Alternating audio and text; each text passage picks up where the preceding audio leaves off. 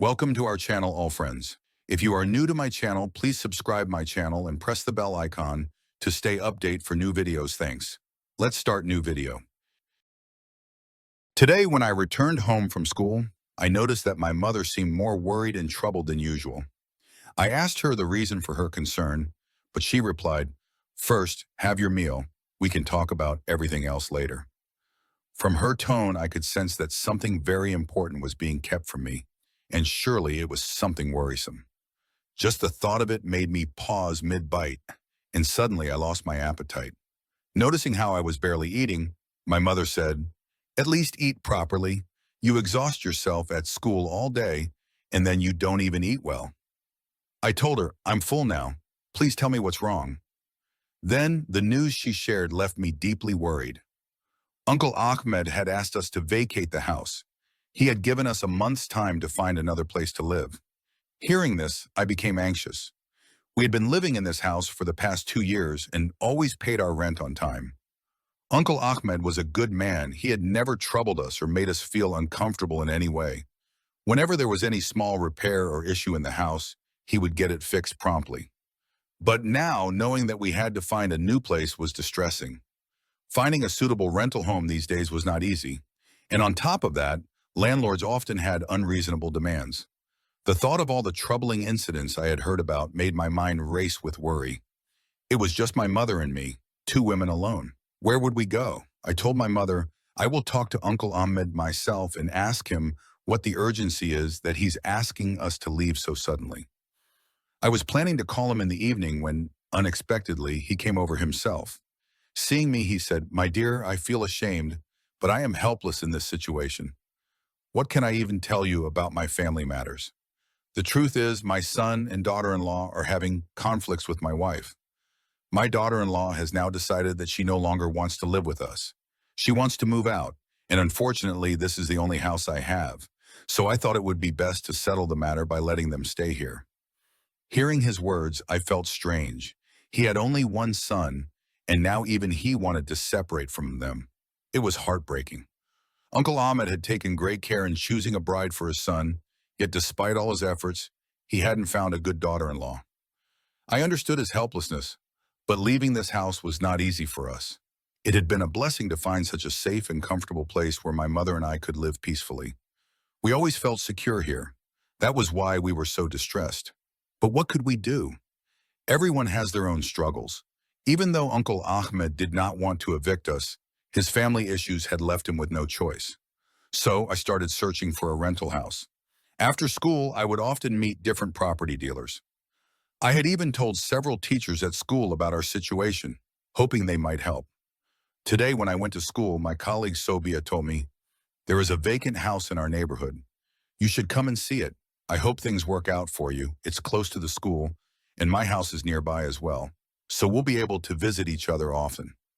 Hearing this, I smiled. Sobia and I had a very good friendship. We had joined this school together, and apart from her, I didn't talk much to anyone else. I started this job 3 years ago, purely out of interest. At that time, my father was alive, and I didn't need to work. When I discussed it with him, he happily gave me permission to take the job.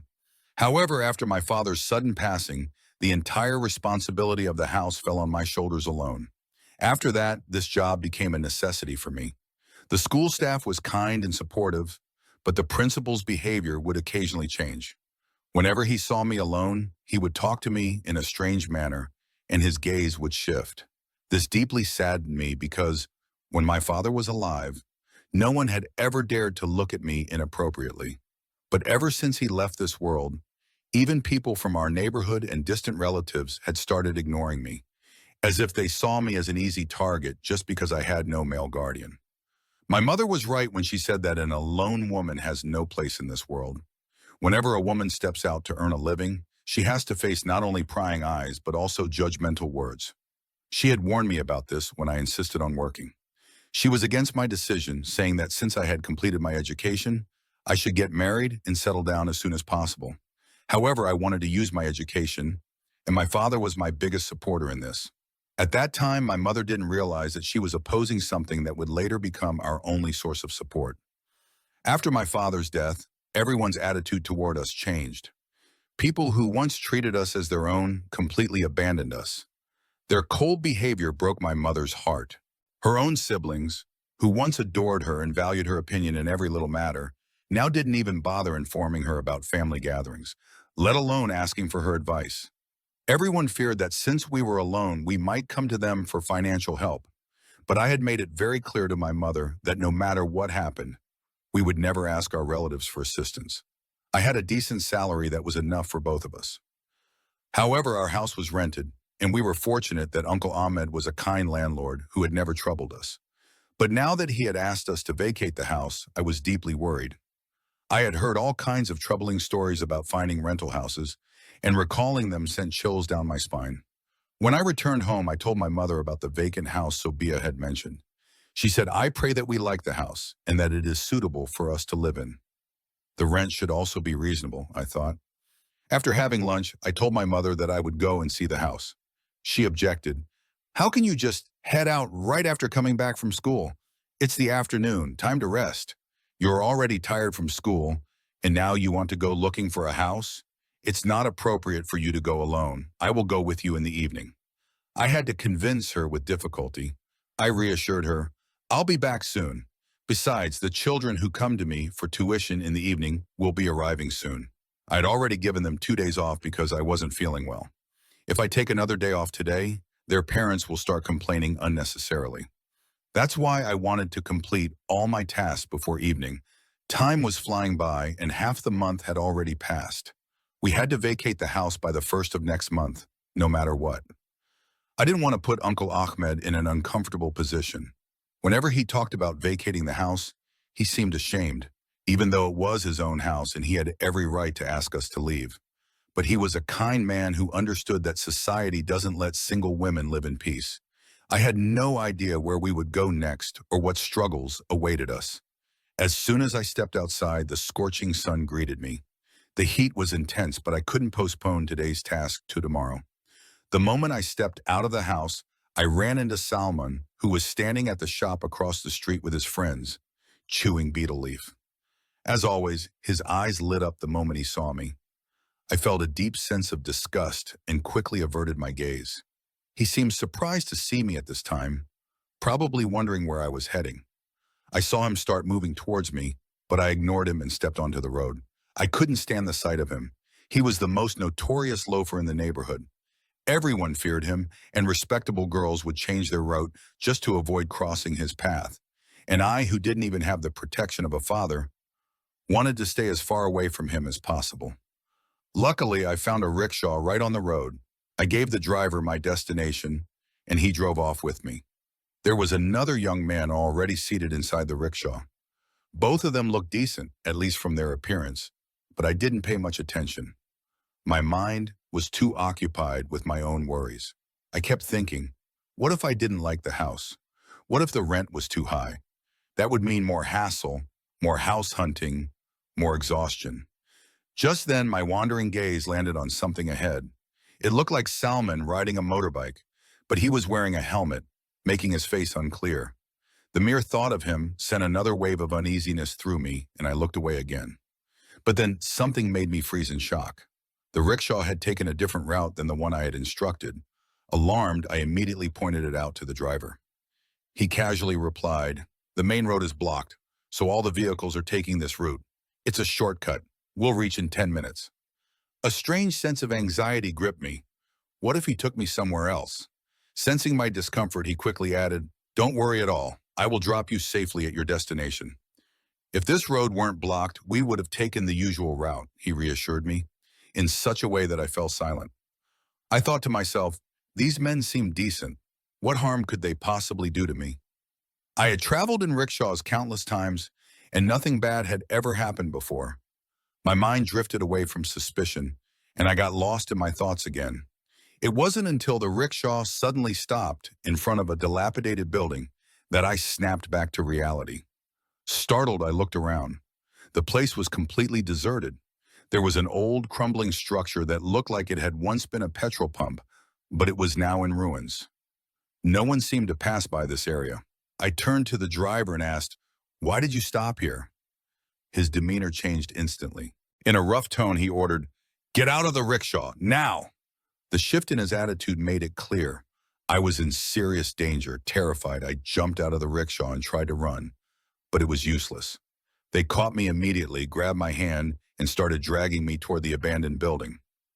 I screamed as loudly as I could. My voice echoed through the empty area. But one of them quickly clamped a hand over my mouth and hissed, "There's no need for all this shouting. No hero is coming to save you, and you're not getting away from us today. So just do as we say." Quietly. My eyes widened in sheer terror. Mother had told me not to leave at this time. She had insisted on coming with me in the evening. But I ignored her. And now I was paying the price for it. I struggled with all my strength, trying to break free, but it was no use. My resistance was fading fast against their strength. Just as they were about to take things further, an old man suddenly appeared. "Who is this girl?" he asked, frowning at the two men. "And what are you both doing here?" For a brief moment, they looked nervous, and I felt a glimmer of hope. Maybe this old man would save me. But the next moment shocked me to my core. One of the men pulled out a pistol and aimed it at the old man. "Whoever you are, just leave. Let us do what we have to do." Instead of looking scared, the old man let out a sinister laugh. "Why should I leave?" he sneered. "In fact, if you include me in this, it'll be easier for all of us. No one's going to stop you anyway." The men exchanged glances. "Fine," one of them said, "but get out for now." But the old man was stubborn. He seemed to be deliberately stalling them. "You can do whatever you want later, but for now, hand the girl over to me." The men were getting frustrated with his interruptions. They argued among themselves, momentarily distracted.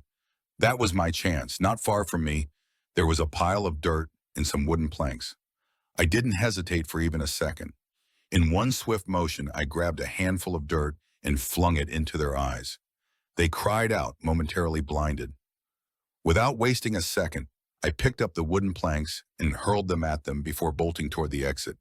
Behind me, they were shouting, stumbling, trying to chase me. But just as I reached the doorway, my dupatta got caught in the wooden frame of the door. But I didn't care. At that moment, my only focus was to save my life and dignity. Images of girls whose photos had appeared in newspapers, brutally murdered, flashed before my eyes. It felt as if tomorrow my own picture would be printed with a similar tragic headline, and my mother would be crying helplessly over my fate. Before those men could reach me, the police arrived. The sight of them filled me with relief. Sitting on a bike with them was Salman. He rushed toward me and asked, "Are you okay? Are you hurt?" He picked up my dupatta from the ground and draped it over me, then turned toward the men with murderous rage in his eyes. Just then a voice broke the silence. "Sir, take madam away. The media will be here any moment." It was the old man who had been present there. I looked at him in shock, wondering why he had addressed Salman as sir. Salman took me home, but before leaving, he scolded me angrily. "What was the need for you to wander off alone in the afternoon to an unknown place?" he demanded. "I was passing by on my way somewhere when I saw the rickshaw taking a different route. I immediately called the police and followed you myself. You could have taken your mother with you. Do you realize what would have happened if I hadn't seen you? Do you know what this would have done to Auntie's heart?" Hearing his words, I felt ashamed. "I went to look at a house," I admitted quietly. "Uncle Ahmed has asked us to vacate this place." Salman looked at me in surprise, then said, "You always considered me an outsider. If you had just told me, I would have found a good house for you myself. But now you don't need to step out for this anymore. I'll handle it." I had always thought of him as a reckless and wayward man, but today he had saved me and covered me with the veil of respect. For the first time, I saw him in a different light.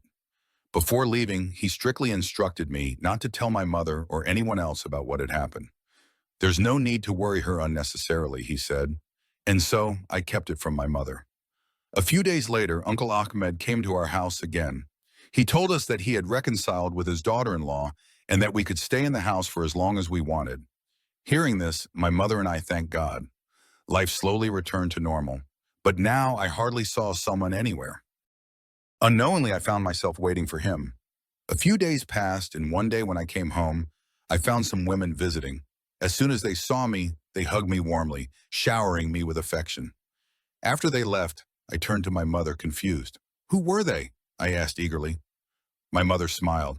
You're always in such a hurry to know everything, she teased. First, eat something, and then I'll tell you who they were and why they came. Happiness was evident on her face, but I was too impatient to wait. I quickly finished my meal, and then my mother revealed the truth. They were Salman's mother and sisters, she said. They came with a marriage proposal for you. Her words left me utterly shocked. But he's an only son, I blurted out. He doesn't have a home or family. Everyone knows he has been living here alone for so long. People say he's a reckless man, a drifter. Why did you even let his mother and sisters into the house? Mother said, he is not what he appears to be. He is a very good person. Hearing this, I got angry again. I told my mother, I agree that he helped me a lot when I was in trouble, but that doesn't mean I have to marry him. Then for the first time, I told my mother something I had never shared before. She was left speechless. She then said, you should have realized yourself how good of a person he is. Instead of taking advantage of the situation, instead of ruining your reputation in the neighborhood, he ensured your safety and brought you home with dignity. And on top of that, he is willing to take responsibility for you now. Mother was right, but I wanted to marry someone who had a respectable job in society, someone earning a livelihood in a proper way. And Salman, to me, he had always seemed like a reckless drifter, someone who spent most of his time standing idly in the streets. When I pointed this out to my mother, she revealed the truth. He is actually not what he seemed to be. He works for the secret police. There were people in this area involved in illegal activities. They were selling weapons and drugs.